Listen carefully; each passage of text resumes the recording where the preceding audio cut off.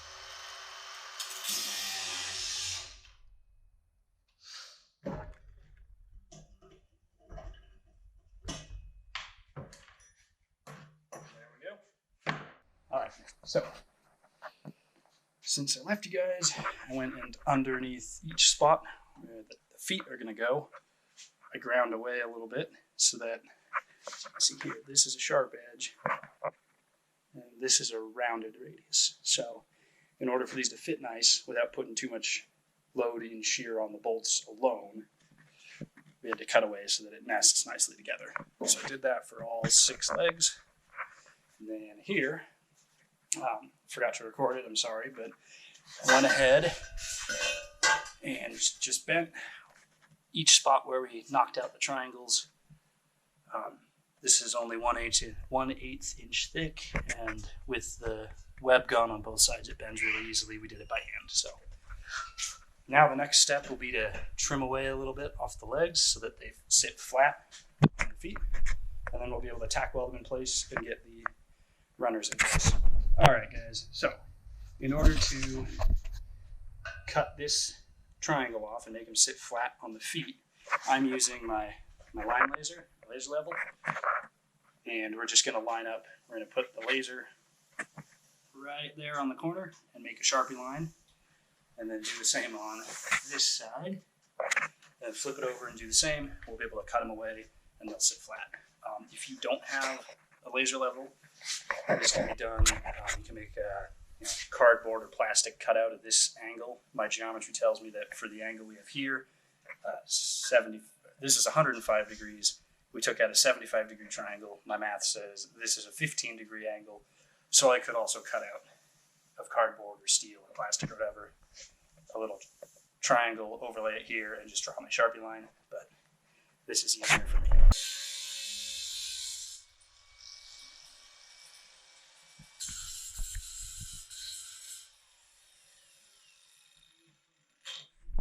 So, with this backup camera, rear view mirror screen that I bought, this is the rear view camera that we're going to have built onto the rack.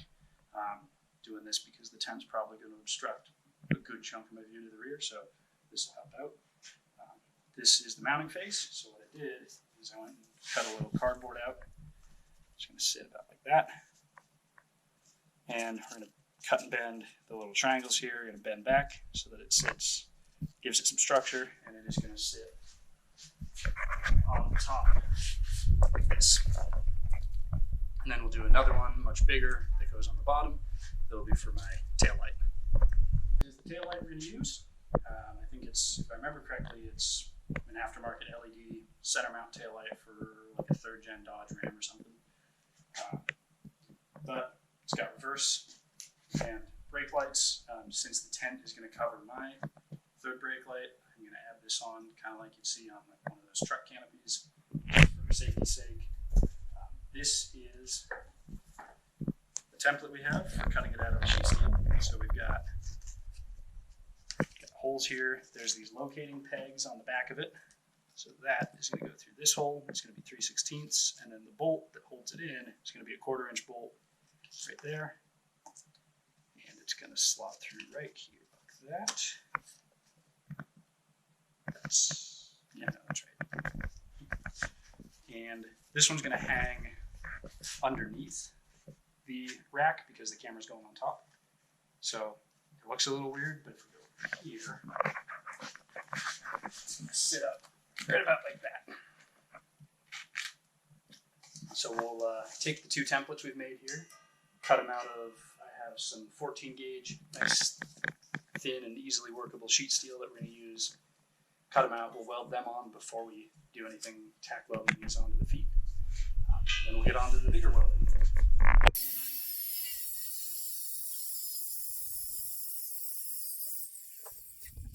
On down.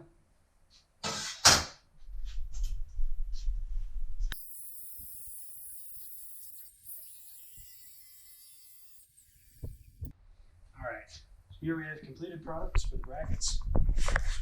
This one messed up a little bit and had to make that wider than I wanted, but it's good enough, it'll work. Cleaned up all the edges with the flap disc on the angle grinder, cleaned up the edges here with a file, so paint should all. Same deal, cleaned up all the edges with file and a flap disc. Matches the template pretty well. Got 1/4-inch hole for the bolts to go through, 3/16 for the guide pins to go through on each side, and this is cut out big enough it'll fit. Sit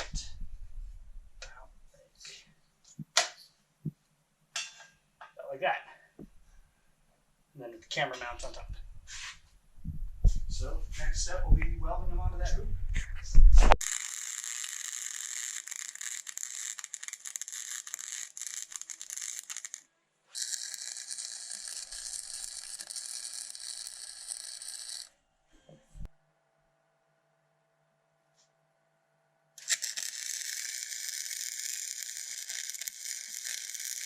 That's looking better.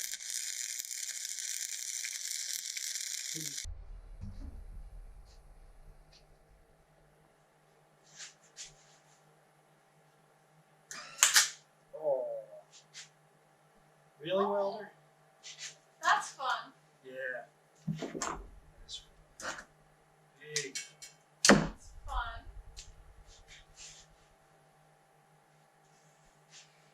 Love it. Yes.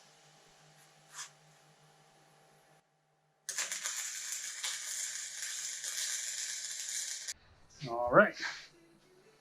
Back. Got this front hoop is welded in on the outside. We still have to weld it on the inside, but we're going to do that off the truck. I've been fighting the welder because I don't think my garage circuit is supplying quite enough juice, quite enough amperage to run for 3/16. So penetrating the 3/16 has proven difficult.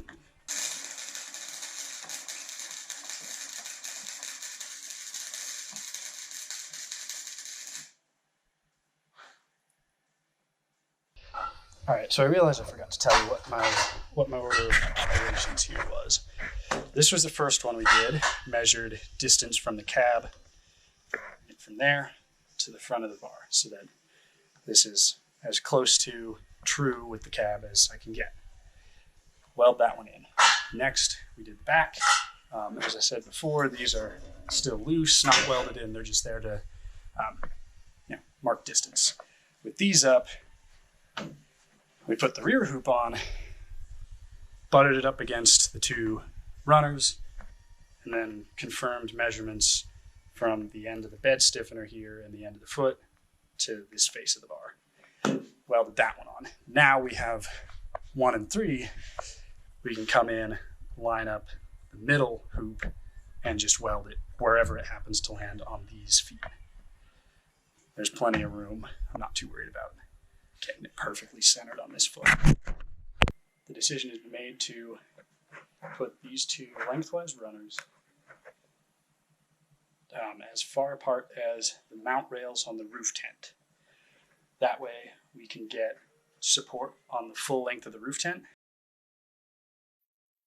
Ground away all the scale on each of the 6 spots where we're gonna weld our runners. We've also ground away all the scale where the runners are. I'm going to set these up and weld them in. I'm not going to record because it's 9 p.m. I've been at this. This is hour 12, so I'm just going to try and bang it out quickly. It's welding. You'll see me do it enough in this video. All right. I'm at 1% on the camera, but welds are done. Came out pretty good. Yeah. So we got a little more to do tomorrow, but we're getting pretty close to done. Okay, I've been out here for a couple hours and not much has changed, unfortunately. Got the last of the welds on the main structure done. And I cut out a dozen of these little gusset pieces that are going to go right in that angle.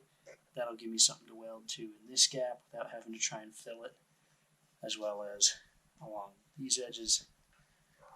And that's going to lend itself to a lot more strength.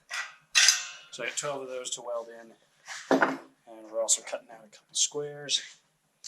Those are going to be these really tall triangles. They're going to go basically from the back as I'm driving around. And then that should be all the gussets we need to make and weld on. After that, it'll just be brackets for the awning.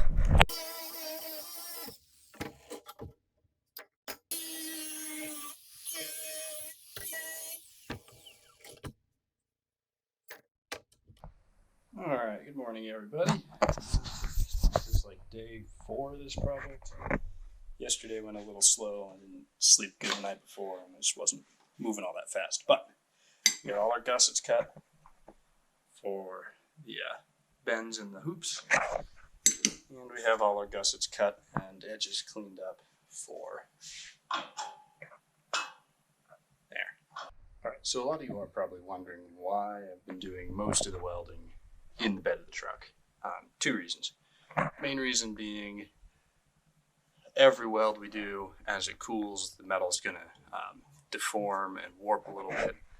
So by bolting it into the truck and making sure this can't move, it will still try to deform a little, but the welds take and I can still put it on the truck.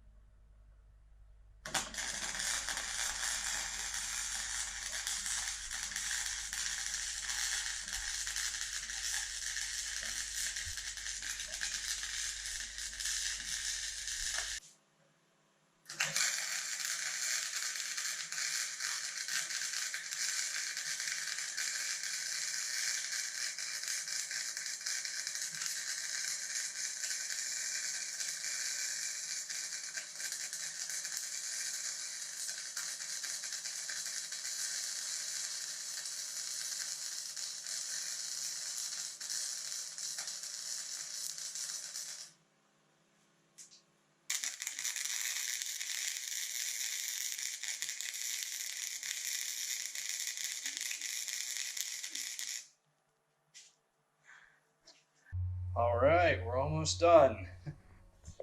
Put a first coat of paint on it last night. It's looking pretty good.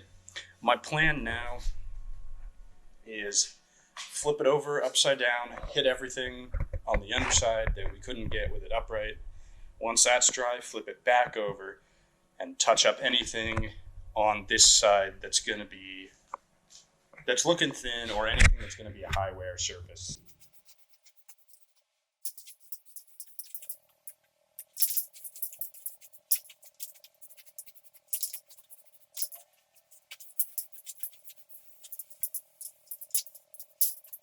Probably going to ask. The paint I'm using for all this is just this Rust-Oleum truck bed liner aerosol spray. I initially used it for my ditch light brackets on the thing, and I found it held up really well and touches up really cleanly. So I'll probably be using it for bumpers and sliders and everything. When it gets scraped up, just a little water on a rag and clean away the dirt, and then touch up. And once it dries, it blends nicely. So. It's also cheap. I was going to use Steel It for a lot of that, but at $30 a can versus about $10 a can for this stuff, I'll do this. Yeah. The other nice thing about this Rust-Oleum is that the finish is, fairly smooth. It's not coarse like those Line-X or the roll-in truck bed liners or the professionally installed ones. This is a fairly smooth finish, a bit of a matte black, smooth. It's not smooth, but a lot finer than a factory installed bed liner would be. So it doesn't look too out of place. It doesn't look like you're trying too hard with the low bed liner everything, but it's a little more rugged look than just the paint. So it looks good, touches up well, and it's cheap. Hey everybody, how we doing? It's been a couple months since we finished the bed rack. Her parents got into town the night I was finishing it up and assembling and installing everything, so I didn't record. I just kind of threw it on as quick as possible because the next day we went out for a camping trip. used it for the first time. I can throw some photos up of that. Worked really well though. Just say tent height. It sits a little above my head. I'm 5'2", 5'3", so when it's open, I can walk under it without crouching down. I want to say it's maybe 3 or 4 inches above my head. Like it's a little bit. He has to duck under a little bit, but not too terrible. So the bottom of the tent sits just below the top of the cab, but I can't open the flap that faces towards the front of the truck, that window shade, because those steel poles that get put in to support that, you can't fit them in because the cab of the truck's there. So You can't open the awning when you pull the yeah, one I over can't the open the awning. one. I cannot open the driver's side flap either because I have my awning set up there. The awning, it sits low enough that I actually can't open the rear driver's door. That's okay. I'm usually only carrying 2 people in the truck for a trip, so we don't really need to get back there at the moment. But if I could do it again, I'd probably make the rack a little taller and just having everything sit a little bit higher. I like it how it is right now because it's kind of low profile. It still sticks up and has a pretty noticeable effect aerodynamically, but it doesn't get caught on stuff off-road. It kind of is within the profile of the truck, and the awning especially I don't have to worry about since it's about even with the roof line and low enough and sucked in like to the side of the truck enough. I'm not worried about things snagging behind it or whatever. So yeah, it works. Got the backup camera and the tail light hooked up and wired in since you guys saw, since where I left off as well. Those took a little while to get done, but works really, really well. Having the tail light on, I feel like it's just a really good safety thing. Most racks don't come with it, but the tent's going to cover the center safety light. My turn signals and brake lights are not that bright from the factory, so having a third one there just gives me a little extra peace of mind. The backup camera is super helpful. Got it obviously hooked up in there. That's been useful on trails already.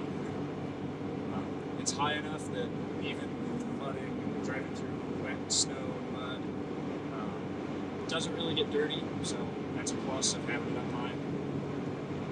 I need to play with the angle a little bit still, get it somewhere where I'm happy with it, but I can see enough out of it for it to be useful. Just wanted to leave this video with some form of final result rather than just cutting it off at painting or whatever we got to. But thank you guys for watching and stay tuned for more projects on this truck.